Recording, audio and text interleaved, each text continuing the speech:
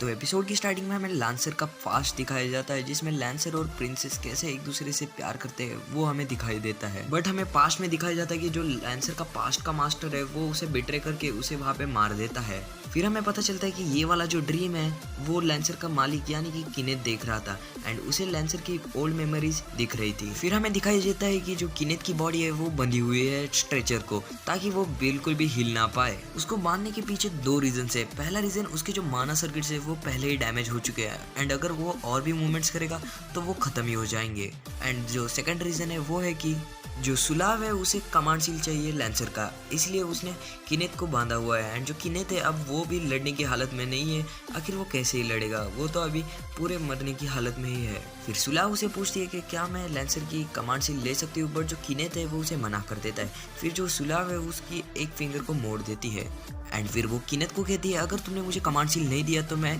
तुम्हारा हाथ ही उखाड़ के तुम्हें दे दूंगी। फिर जो हमारा किनेथ है वो डर जाता है एंड वो उसे कमांड सील दे देता है। फिर नेक्स्ट सीन में हमें पैलेस में दिखाया जाता है जो इरिसवेल है वो माया के वुंड्स हील कर रही रहती है एंड वो उसे बोलती है कि तुम 1-2 हफ्ते में ठीक हो जाओगी। फिर तभी वहाँ पे सेबर बोलती है कि तुम्हें पहले किरित्सुकी से बात करनी होगी कि हमें पहले कास्टर को मारना होगा क्योंकि वो मासूम बच्चों की जान ले रहा है एंड ये होली ग्रेल के रूल्स के खिलाफ है।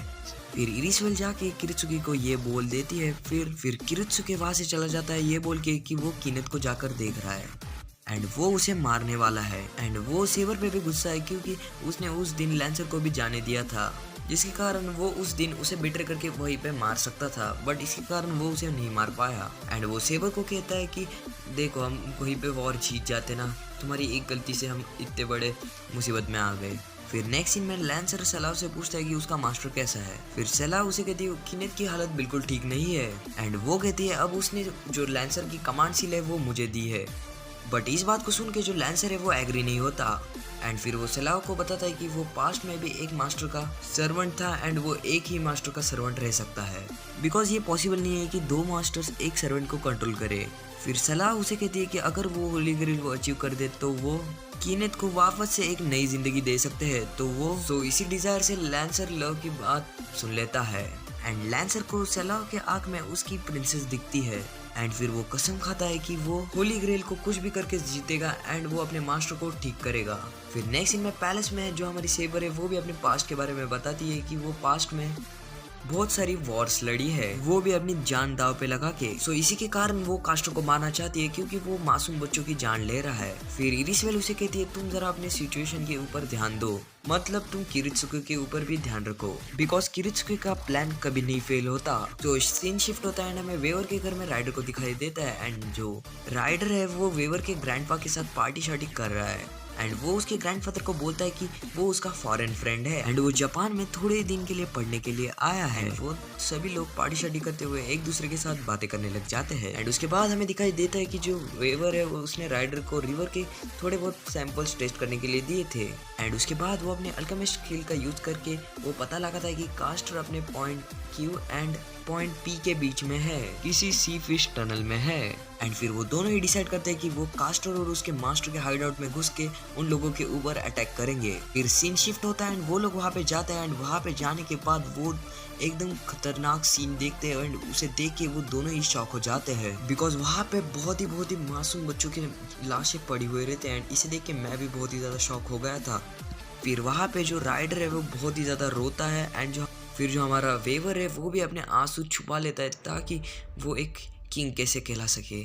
फिर हमें दिखाई देता है कि उनके ऊपर असैसिन्स अटैक कर लेते हैं एंड वो कैसे वैसे करके उनसे बच लेते हैं एंड उनके अटैक से बच लेते हैं। हमारा वेवर है वो और भी ज़्यादा शॉक हो जाता है क्योंकि जो असैसिन है वो पहले ही मर चुका है एंड वो एक और असैसिन को देख के बहुत ही ज़्यादा पागल हो जाता है। फिर जो असैसिन्स है वो वहाँ से चले जाते हैं। जो राइडर है वो वेवर से कहता है कि अब हमें यहाँ से जाना चाहिए। और जो कास्टर है वो इस जगह पे वापस नहीं आएगा क्योंकि उसका हाइडआउट सबको पता चल गया है। फिर वो लोग उस जगह को जला के चले जाते हैं बिकॉज जो अंदर का सीन देख के ना पब्लिक पागल हो जाएगी, इसलिए वो उस सारे इंसिडेंट को जला के वहाँ से चले जाते हैं क्योंकि यार वो लोग इस सीन को पब्लिक नहीं करना चाहते। फिर जो हमारा राइडर है वो वेवर से प्रॉमिस करता है कि वो कुछ भी हो जाए वो कास्टर को मार के ही रहेगा एंड वो उन मासूम बच्चों के लिए जस्टिस लेके आएगा।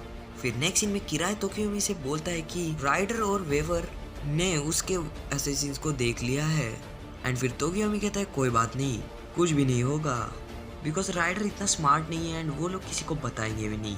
सो इसके कारण कुछ ज़्यादा खास हमारा नुकसान नहीं होगा। एंड फिर वो उसे कहता है कि राइडर पे अच्छी से अच्छी नज़र रखो, क्योंकि बिकॉज अभी भी हमें उसका नोबल फैंडम क्या है वो हमें पता नहीं चला है। तो ये वाला एपिसोड यहीं पे खत्म हो जाता है। तो मैं आशा करता हूँ आपको ये वाला एपिसोड अच्छा लगा हो, तो वीडियो को लाइक कर देना, चैनल पे नए हो सब्सक्राइब कर देना। तो मैं आपको जल्दी मिलता हूँ एक और नए एपिसोड के साथ, तब तक के लिए बाय बाय।